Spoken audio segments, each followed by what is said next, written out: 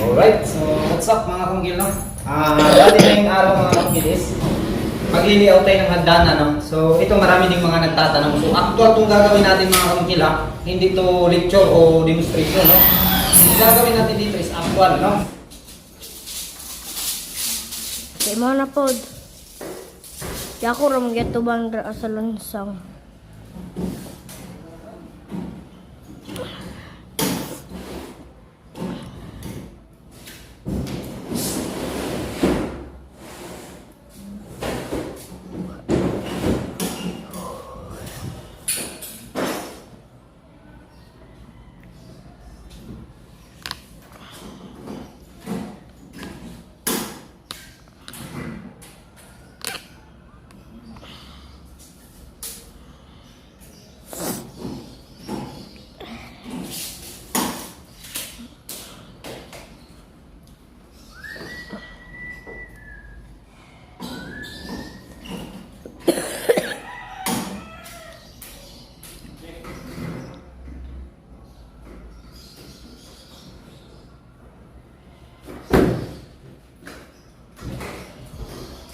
What's up mga mongkel? Dito tayo sa ilang ginawa mga kamongkel. Ganito ka mongkel, tumapos na sila ng hagnagdanan kay hapit na tumapos na hapit na ang ito na ilang pinuhat sa tumaas mga kamongkel, pinuhat.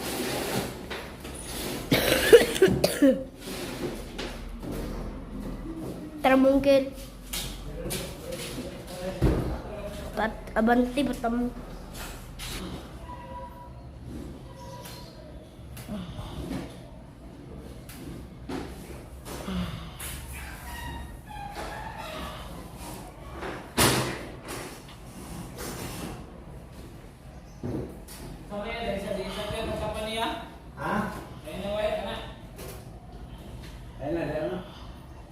Kana lang isa aw. Aw. At pinakalayo ba? Problema di makuha siya. Silang anak sana.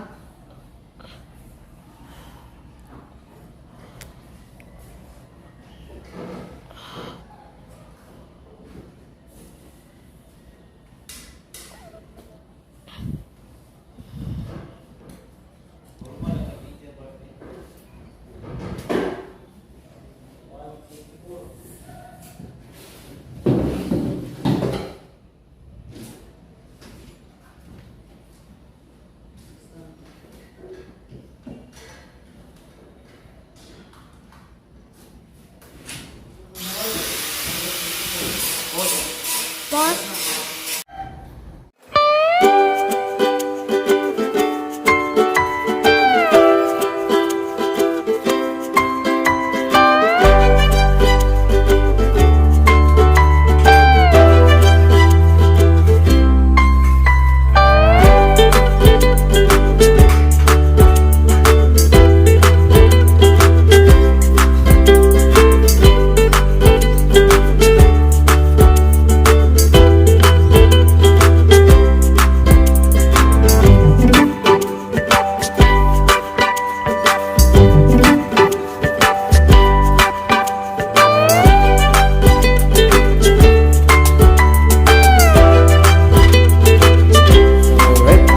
Hapon mga kamukil, no?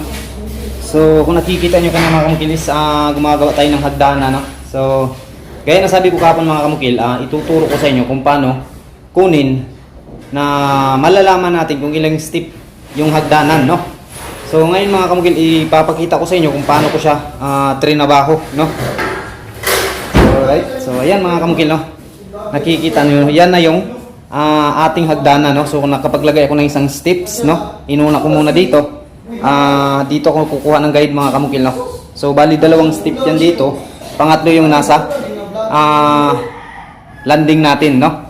So sa pagkuha ng ilang step yung hagdanan natin mga kamukil, so kailangan pinakauna nating malaman, alamin natin kung magkano yung riser at saka lapad ng hagdanan na gusto nating gawin, no? So sa akin mga kamukil, yun yung pinakauna mga kamukil, no? Kasi pag makukuha na natin yan, malalaman natin kung ilan yung gusto mong taas ng riser mo at saka step lapad ng hagdanan. Yun yung pinakaunang formula na gagamitin natin para makukuha natin kung ilang step yung hagdanan natin. Alright? So, ito sa akin mga kamukil is 20 cm yung riser natin, no? And then yung lapad na ginamit ko dito mga kamukil is 20 cm din, no? Yung stepanan niya, no? So, gusto ko sana mga kamukil is 30 cm, no? Pero wala akong nakitang 30 cm dun sa City Hardware mga kamukil nung nagbili kami nito. So, tiles to mga kamukil ha. Yung binili namin, hindi kami bumili nung wood planks kasi alanganin ako dun sa wood planks, no? So, itong tiles na to, may sahig to dito sa loob, dito sa ilalim, no?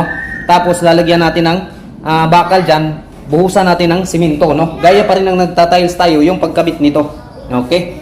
So, patuloy natin mga kamukil, kung paano natin malalaman kung ilang step yung hagdanan, no? So, yung pinakauna nyong gawin mga kamukil,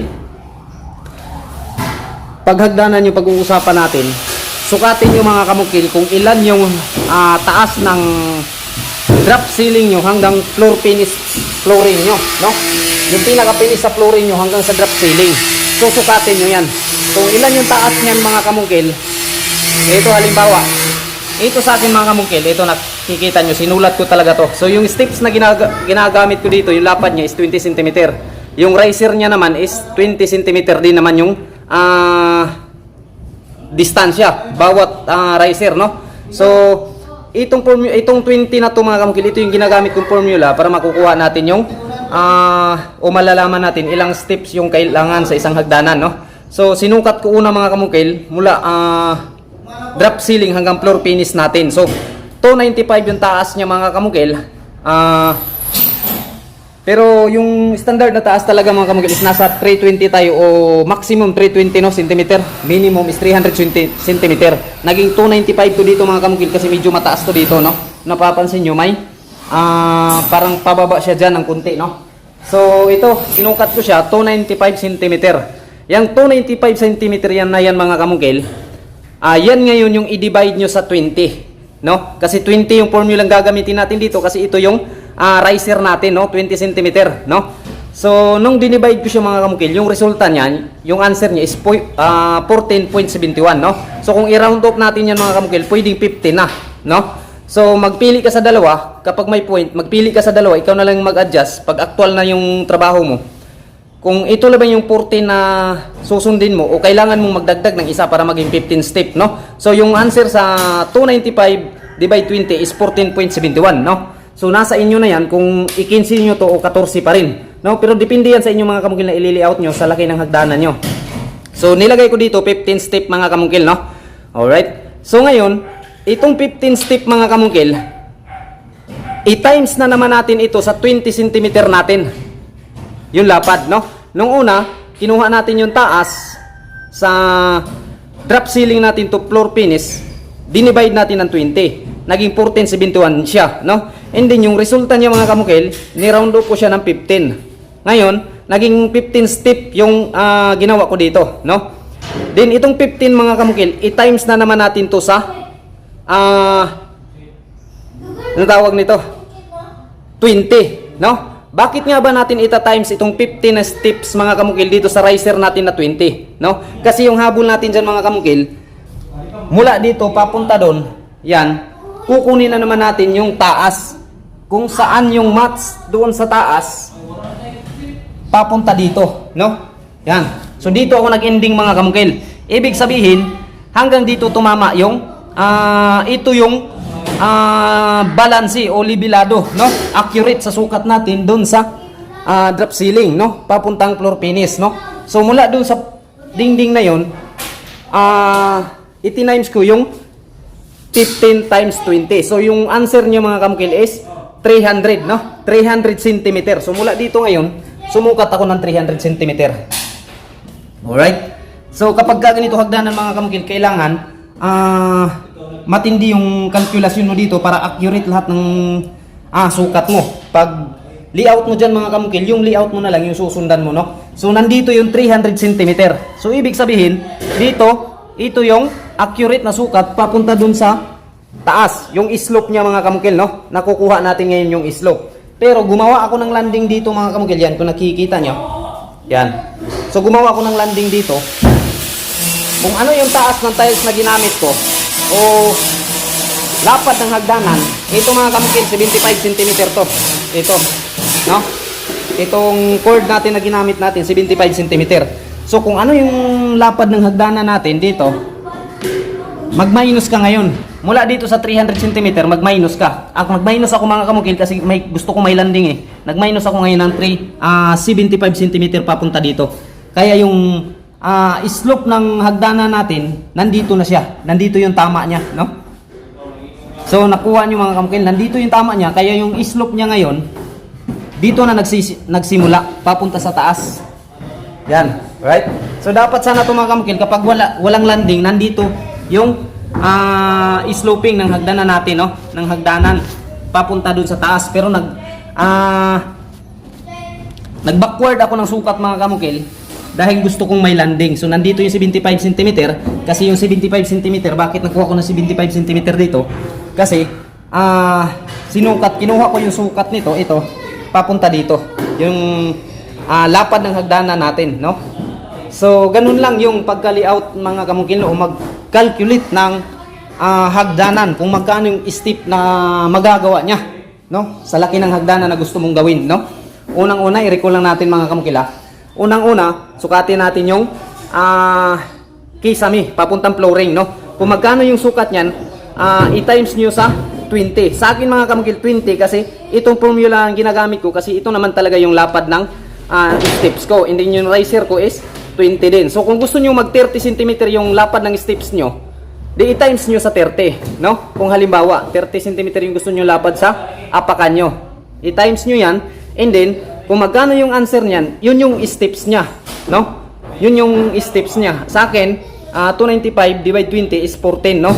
Pero ni-round up po siya, naging 15 siya mga kamukil, no? Kaya 15 step yung magagawa. Hindi yung answer niya ngayon, i-times ko naman sa 20, no? Bakit nga ba natin i-times sa 20? Para makukuha natin yung sloping ng hagdanan natin kung saan siya papunta. Dito. So yung dapat yung sloping niya, kung wala tayong landing, nandito yan, pag ganyan, no? Pero gumawa ko ng landing, kaya nag-backward ako nagsukat ng 75 cm papunta dito. Kaya nandito na yung landing natin.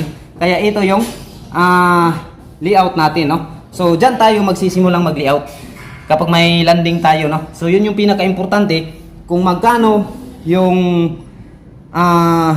lapad ng hagdanan nyo papunta dito, yun din yung isusukat nyo pabalik, no? Kung gagawa kayo ng landing.